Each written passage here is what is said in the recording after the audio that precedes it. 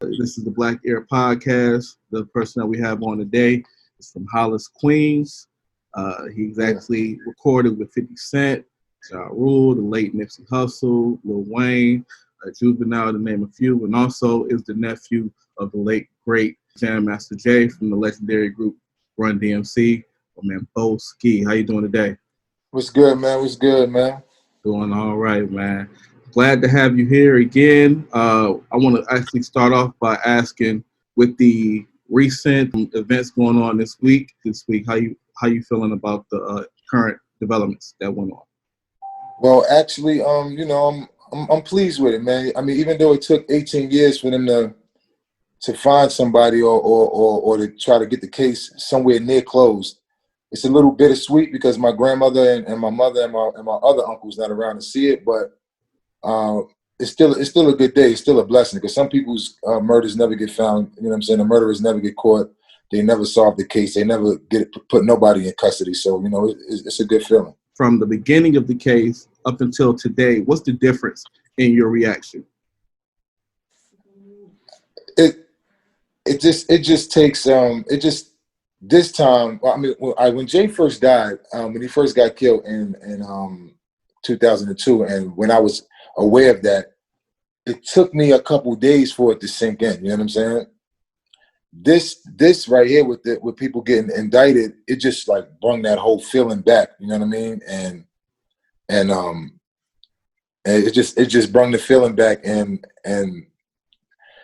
I just got to relive that moment all over again. You know what I'm saying? From what I understand, you were actually in a group at the time with the vice president of JMJ, Mr. Randy Allen. And from a documentary that was actually done 5 years after the death, he was implicated a lot in that documentary. And I recently saw in your live that you were saying that people owed him an apology. What is your feelings about initial accusations, your thoughts on the initial accusations, and, of course, your thoughts now? I mean, I always thought, I never, in my heart, I never felt that Randy had nothing to do with it. You know what I'm saying? I never felt that he would do that to his best friend. Like, they grew up together from the sandbox. I said, that's his best friend, you know what I'm saying? Now, his actions were a little iffy after Jay died, but, sometimes you don't know how to act when your best friend died. You know what I'm saying? And I'm not making no excuses for him. I'm just saying that his weird way of acting doesn't mean that he did it. You know what I'm saying? Correct. And now I feel like all those people owe him an apology. You know what I'm saying? Or at least owe him to say, my bad for us like throwing this on you. You know what I'm saying? Because that's a real jacket to wear. You know what I'm saying? Like, right. He can't be comfortable nowhere. You know what I'm saying? I remember I used to get phone calls, and they used to on my phone used to ring. I swear to God, man. They used to say, "Why you standing next to Randy, man? We trying to kill him." Right. Right. The only reason why he's still alive is because you're standing next to him. So I'm like, well, I'm gonna keep standing next to him. I'm not gonna let you motherfuckers shoot him. You know what I'm saying? Like, or try to take his life because me and him was tight. Him and Jay was tight, and I grew up under him. You know what I'm saying? So it was, he was kind of like a, like an OG to me. You know what I'm saying? Right. So I do feel people owe him an apology. Right, because it's sometimes like when some people take death differently. Like, you'll see some people who tell jokes and laugh at funerals just to take their mind off the pain. So it's hard to determine how somebody's going to act during the time of bereavement. But at the same time, it was people who were implicating them that could have known who initially had something to do with it as well. Yeah. That's what I say. That's why I say I feel like it was a cover-up. You know what I'm saying? Like, let's point the finger at this guy. Really, this guy over here did it. And let's just say it was him. Maybe we can get the police to look that way. But as you can see, the first two people that get indicted, the person that they was pointing the finger at ain't nowhere around it. You know what I'm saying? Now, who knows who name's going to come up later? Because, most likely other names is going to start popping up. You know what I'm saying? It's a whole conspiracy for real. Oh, okay. So it's going to be a bunch of other names, most likely, or not. Or these just might be point blank simple. They walked in, killed them, and that's it. You know what I'm saying? All right. Now, before we get too deep into the actual case, I want to get into the relationship you had with your uncle. Jay, you know, Jay's my mom's brother, my mother's brother, and you know, he raised me. Like I ain't had no daddy. My daddy wasn't around. Like after I turned 8 years old, my daddy wasn't there. So my uncle kind of raised me as his kid. You know what I'm saying? And we was real. I mean, we was tight as we can be, because he had me about like, I think like maybe like 12 or 15 years. You know what I'm saying? So he was very much older than me. So when I got a chance to, like when I turned 15, you know what I'm saying, that's when he really took me under his wing and let me start like seeing who he really was. Like I always went to shows since I was like 8, 9 years old. But when I turned 15, I started going to the studio. Like matter of fact, when I turned 13, I started going to the studio because I remember being in the studio when Onyx first was recording their first album. Right. And I was there. I was there with Sticky and Fredro and Sun C and Big DS. Eat him up like we was, you know, I was just like the little young buck, you know what I'm saying? So Jay was really like a dad to me, you know what I'm saying? Right. Onyx got me capped on because I shaved my head when I was like when I was like 7 years old. You shouldn't be a 7-year-old with a bald head, but I was an Onyx fan.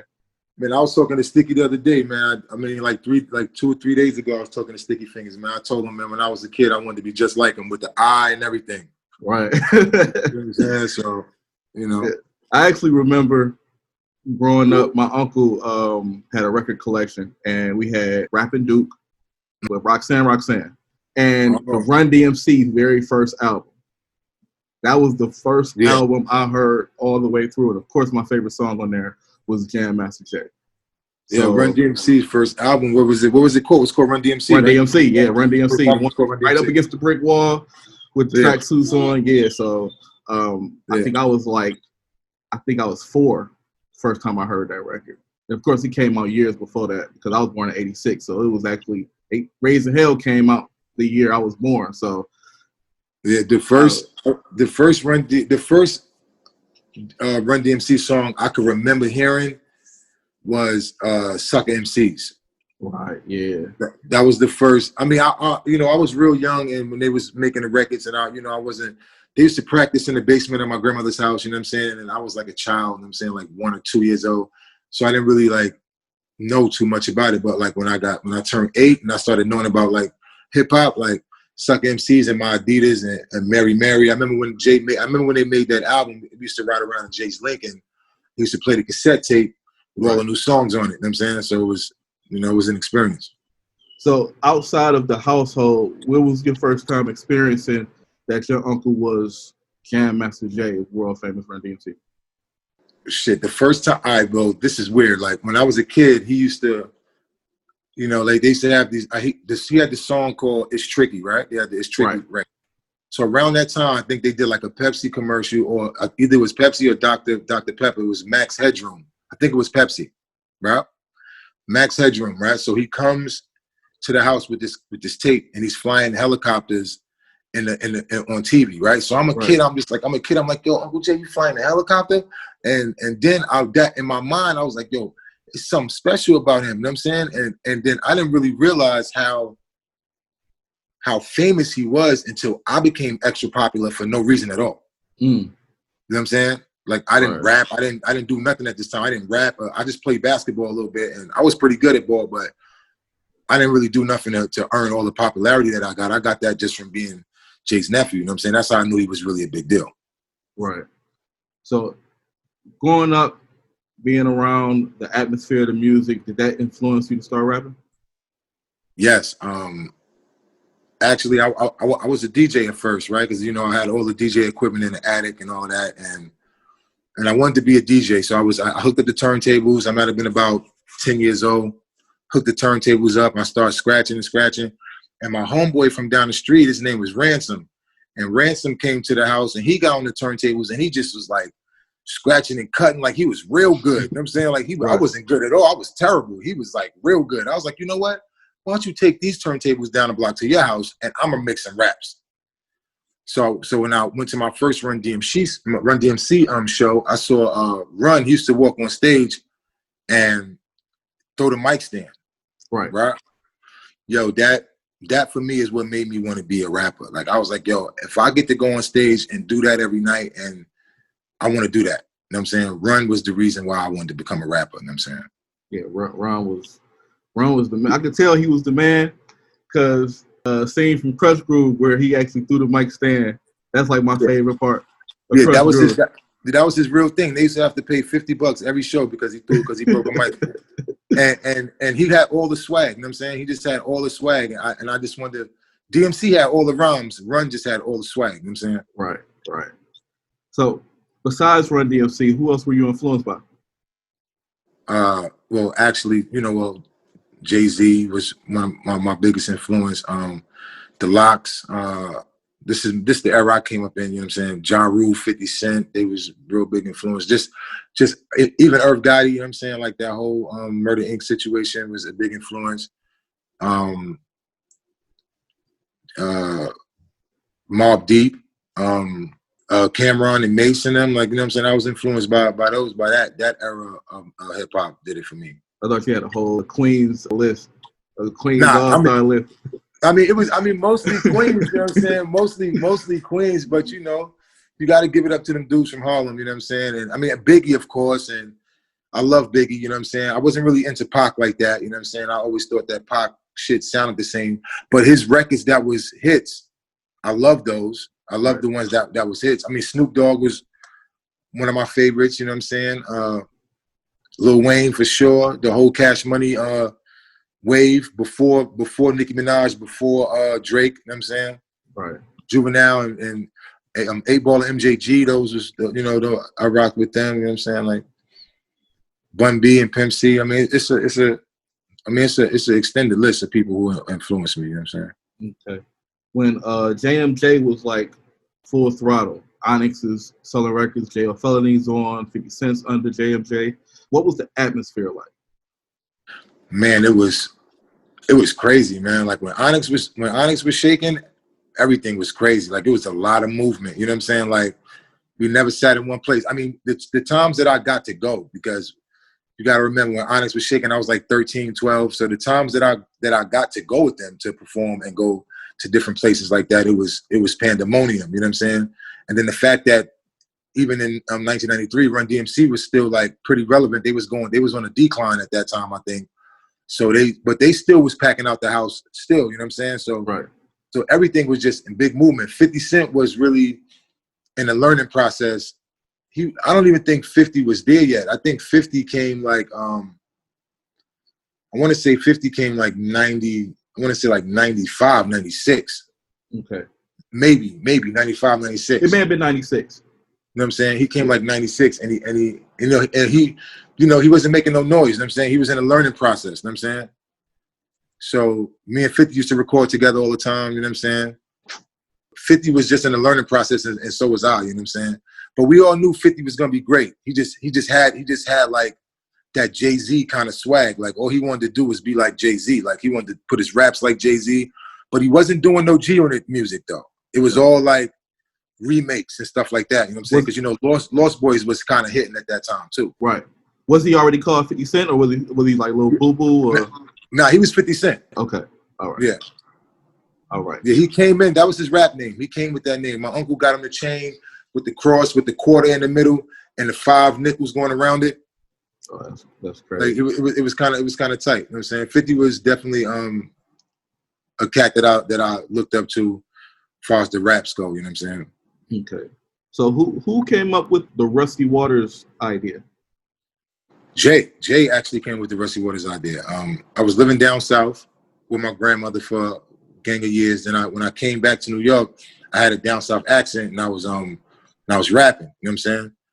And Jay was like, "Yo, let me hear you rap," and I rapped with that accent, and he just couldn't believe it. He was like, "Yo, you sound crazy." And so we didn't really have a name. So we made a song. We made one song called "Take Them Panties Off." And Jay was on tour with like Run DMC, so he pressed our record. He pressed one copy of our record, and it was on a gold record. Like it was on a record that they take before they go make the vinyl. Right. So we didn't even have vinyl. We just had the gold plated record. And he took the record and he used to play it after Run DMC shows every night. And he was like, "Yo, this record is amazing." So we started going on tour with him. And we went on tour. We didn't even have a name. We was called Plastic or some shit. Like we didn't even have a name. Like we had like the worst name ever. but we used to drink Hennessy, right? Yeah. So Reverend Run got an assistant. His name is P Water. You know what I'm saying? So we used to drink Henny all the time. So we used to call it Henny the Rusty Water. Right. So then that's where the name came from, Rusty Waters. Okay. So, but that whole thing was Jay's idea. You know what I'm saying? Like the whole sound, like the music, the song titles, the songs, all of it was Jay's idea. Right. So, I just was making the raps. You know what I'm saying? Right. And it was you, Randy Allen. Yeah. And Garnett Reed actually put together the deal with, was it Virgin? Yeah, I think Jay and Garnett did that. Garnett used to work for Universal. Jay went and hired Garnett from Universal, and Garnett got us Jay and Garnett got us the deal. You know what I'm saying? So, while we had a rest in peace to Garnett Reed too. Garnett Reed, that was my guy. After Jay got killed, the same night Jay got killed, me and Garnett Reed went out to his crib. See, people always say Randy sent me somewhere and had me in hiding. Like the night that Jay got killed, Garnett Reed pulled up and was like, "Yo, Bo, come with me. This environment ain't safe." And we went out to Jersey to his house. You know what I'm saying? Right. Because I know in the documentary he said he was on the phone with him. I think he said he talked to him like 10 minutes before he was murdered. Yeah, because I think he was on the way to Queens anyway. Right. Because we was leaving to go on tour the very next day. And Garnett was going with us. So he was on his way to Queens anyway. Okay. Since we're still talking about it, take us back to that night. You were actually leaving the barbershop and you run into Mike B. Yeah, that's exactly it. I came out the barbershop, I ran into Mike B. Mike B, me and Mike B used to play this game that we used to run to each other and like kind of like wrestle. So when he started running to me, I started running away from him because I thought he was playing. And then I looked at him and he had this like weird look on his face and he was like, "Yo, we need to go to the studio. They were shooting." And I was like, "What?" He was like, "Yo, they were shooting in the studio." He didn't tell me Jay got shot. He didn't tell me nobody got shot. His exact words was they were shooting in the studio. So I'm thinking that they still shooting in the studio and I don't have a gun. So I'm not like really running full speed to get back to the studio. But when I finally do get to the studio, Jay's upstairs. He's dead on the floor. In my mind, I didn't want to believe he was dead. You know what I'm saying? I wanted him to be like passed out. Because, people get shot and they lose blood and they just, they pass out. You know what I'm saying? Right. I couldn't really see the hole in his head, but I could, you know what I'm saying? Like my eyes wasn't letting me see it. So I kicked him a couple times to see if he'd wake up. And he didn't, so I went out the studio. And on my way out the studio, the police was coming back in. They brought me back in. And I had a fight with the police and, then they let me go. Okay. So in the studio at the time, Jay, Lydia, Randy, Mike B, and Tony. Tony was also shot. Yeah. From my understanding, Tony and Jay was playing the game or sitting in the area where they was playing the game. Lydia was at the desk. And did they actually find out who buzzed the people up? See, Lydia wasn't at no desk to buzz nobody up. Lydia wasn't really in charge of buzzing people in. Okay. The buzzer was actually in the control room where Randy and Mike B was at. Okay. But on this particular night, it was another business in front of this in a office next to the studio, right? Right. So we're on the same floor, but the first business that you see when you get on the floor is this company called Prime America. And they have like gatherings where they have the door open. You know what I'm saying? So you don't have to get buzzed in sometime. If you pop up at the right time where that door's open, you don't have to get buzzed in. You can just come right in. Or you can buzz Prime America's doorbell and they're going to let you right in. Exactly. Yeah. It was never any emphasis on the other businesses in there at the time. And also I was thinking it could have been a situation where somebody was already in and let somebody else in. Nah, I don't know for sure. I can't say this is a fact, but I'm gonna just say that you didn't have to get buzzed in to get in the studio. Okay.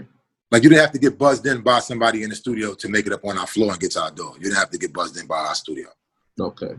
Yeah, other people in different businesses had control of that buzzer as well. Right. And from watching the other documentary on Netflix and the one that was Two Turntables and the Mic, it was like day and night because the interview that you did it was implicated like it was Randy Allen. Even with you not saying it at all, with people saying it and then cutting to you and then cutting to somebody else who's saying it, with it sandwiched in like that, it made it look like everybody thought it was Randy Allen. Yeah, but I mean, if you, I mean, you could look at, I mean, you could look at anything I ever said. Like people are, I mean, somebody just said something to me the other day asking me why I was protecting Randy, you know what I'm saying? Because I never for once said Randy did it, you know what I'm saying? Right. Now they try to, maybe they made it look, and the funny thing is I never watched any of those DVDs, you know what I'm saying? I never watched none of them, you know what I'm saying? And how I came across it through Before I Self-Destruct. Before I Self-Destruct. And I actually got into it with that. Yeah, I never watched those. I never watched Two Turntables and a Mic. I never watched the what's the other one called? Who Killed Jam Master Jay? Yeah, I didn't watch that one. I did something else for First 48, Cold Case for First 48 with Marcia Clark. Right. I never watched that. I don't do it to see it. I just do it to try to help out with the case, you know what I'm saying? Right. Like, as much as I can, you know what I'm saying? I always feel like if people that know something see me trying to figure it out, then maybe they might try to help figure it out too, you know what I'm saying? Right. But people be so caught up in being called a snitch and all of that kind of shit that it makes them not want to, I don't care what you call me. Like he was like my dad, you know what I'm saying? So if you feel like you want to call me a snitch, then you know, do it with your Twitter fingers, man. But, you know, don't, you know, you ain't going to say that in my face. You know what I'm saying? You do it with your Twitter fingers. It's a difference in the situation. You know, it's not like it was a partnership in a crime and you telling on your partner. You know what I mean? You know, but some people just don't want to have their name with the police and lights saying that. Right. You told this shit. You know what I mean? Like, so it's, you know, it's a touchy situation for some people, but not for me. Okay. So I also saw Darren Jordan, Big D, who's implicated by Derek Parker, known as the Hip Hop Police. I know Derek, you know what I'm saying, real well. I mean, you know, I don't know if Big D was there, but somebody else said Big D was there. Like I heard somebody say Big D was there. I heard somebody say they saw Big D and Little D coming out the studio. You know what I'm saying? But Tanar was the one who said it was Tanar says he was there too. Like he was in the studio with the function as well. Right. You know what I'm saying? So, but you know, I mean, if Big D's involved with it, that's really suck. I mean, his son's involved, so he's probably involved, and he was a pallbearer. You know what I'm saying? Like, which is disgusting. You know what I'm saying? Right. And their relationship, they grew up together, right? Like right across the street from each other. He put Big D on. Like he gave Big D a job. He got Big D to work for Run DMC. Big D. He opened a restaurant for Big D. Like he used to always look out for Big D, no matter how much of a fuck up he was. He always looked out for him. Since Big D and Jay was close, did you have any type of dealings with Carl, Little D? Yeah, we was cool. Me and Little D was cool. For a while. I mean, we wasn't really cool. We haven't been cool for a long time, but we was cool growing up. You know what I'm saying? Okay. And after the situation happened, it was a situation between you and Lil D. It was a situation. I mean, you know what? The honest truth is, I don't know. But this is what I'm hearing because I don't really know who it was. You know what I'm saying? So This is what people saying. People who saw what happened. You know what I'm saying? So you know, but I confronted him a few times. You know what I'm saying? He told me that, you know, he told me his mother, he said, you know, I threatened him a few times, you know what I'm saying? And he said that he was, you know, I was going to go to jail if anything happened to him and you know, this, that, and the third and all that. And at that point, I was like really doing my thing with the music and shit. You know what I'm saying? I was sitting on a lot of bread and I just kind of was like, it wasn't worth throwing my life away. You know what I'm saying? Okay. So for clarity, a lot of sources say that he was in a shooting with you. Like he was a person that shot you after the. That's what I hear. I mean, I didn't see him. I didn't see him do it, but that's what the streets say. You know what I'm saying? Okay. So I approached him like as if I saw him do it. You know what I'm saying? Okay. And he made it very clear that if I would go to jail if anything happened to me. And I was living in the hood still, and I didn't want to, I didn't want to throw my life away like that. You know what I'm saying? So I decided to just part ways with him. You know what I'm saying? Let him go there and I'll go here. But that was just, you know what that was? That was just God telling me that he had more in store for that kid. You know what I'm saying? Right. So, everything works out in the end, man. You put your faith in God and then he take care of the rest. It's been 18 years and you had time to really think about everything that happened. Do you have any thoughts of the incident happening differently? No. I mean, you know what it is? The thing with me is I really don't know what happened because I wasn't inside the studio, right? But I heard a million stories, you know what I'm saying? And what I do from all the stories, all the stories are not the same. So I just take what's the most consistent parts out of the story and I form my own story because it's gonna be the truth in every lie and there's some lies in every truth. So I just took everything that was consistent from everything I ever heard and I formed my own conclusion. You know what I'm saying? And whether it's right or wrong, I mean, I don't know. The fact is that some motherfuckers ran in the studio and killed Jay. Like, that's a fact. You know what I'm saying? So whatever I think happened is not even relevant. Okay. Anybody from the studio reached out to you? No. Me and Randy fell out over bad business. You know what I'm saying? After Jay died, he's real bad business partner. You know what I'm saying? His sister as well, Lydia Hyde, they're just real terrible business partners. You know what I'm saying? They're terrible business people.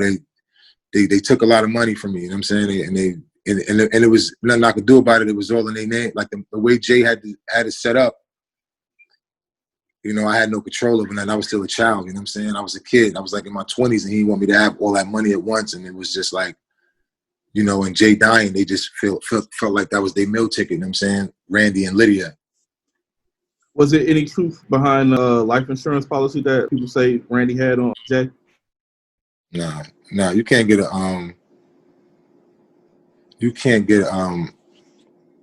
life support. You can't get a life insurance on a friend. Okay. But now we're waiting on, of course, the trial. This is a Fed case, so that kind of changes things because, of course, we know about conviction rate with the Feds. What are your thoughts on the future? What lies ahead? I mean, the Feds, they're like 90% conviction rate? No, 95, 96. 95, 96. So, I mean, that says it right there. You know what I'm saying? Like, when you deal with the Feds, man, you going to jail for sure. You know what I'm saying? So, I mean, my thing is this, man. If it's not them, let them out and find the people who really did it. If it's them, put them where they're supposed to be. So the people who are responsible, whether it be those who were indicted recently or some who are probably brought to justice later on, do you seek more than life? I want them to get what they. I want them to get what they're supposed to get, man. I'm whatever the law suits. I mean, it's not on me. It's on God. You know what I'm saying? It's not on me. It's on God. I don't, death, whatever. I mean, whatever God feels is fit for them is what they're gonna get. You know what I'm saying? Like, I don't have a preference. You know what I'm saying? I'm just happy that somebody is paying for what was done to my uncle. That's all. You want a few words or anything like that? Yeah, I just, I got some music out right now. I got an album I just did for my mother. My mother passed away. Her name is Bonita Jones. I did an album called Nita Son. It's on iTunes, Spotify, it's everywhere, any platform you could get it. And just follow me on Instagram, man, Boe Skagz, and that's it, man. Just stay tuned to what I got going on. Okay, it was a pleasure having you on, man. Of course, even though it's 18 years, still my condolences to your family, and Thank you, man. Hoping that things turn out for the best. Me too, man. God willing, man, everything could go the way it's supposed to go, man, you know. Thank you again for coming to the Black Air Podcast. Thanks, homie. No problem. Black Air Podcast. I'm out of here. Boe Skagz. Run.